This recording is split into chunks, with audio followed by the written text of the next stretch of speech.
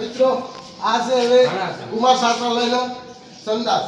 જો સંદાસ એમને ગંદકી જુઓ તમે આ ગંદકી જુઓ તમે સાફ બાળકો બીમાર ના થાય ખાઈશું આ વ્યવસ્થા જુઓ એની સાફ સફાઈ જુઓ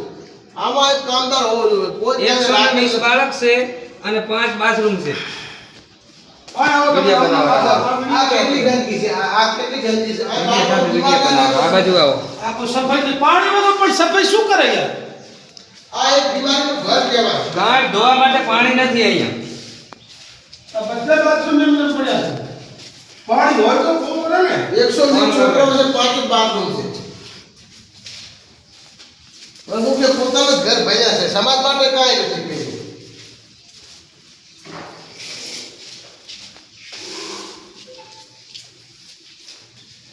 વિડિયો કાઢી નાખવાનો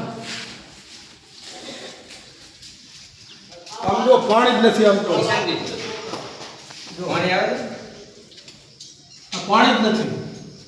પણ ઉપર પાણી વધારે અહીંયા આવે ને પાણી જ નથી બિલકુલ પાણી નથી બીડી પીવો છો? ના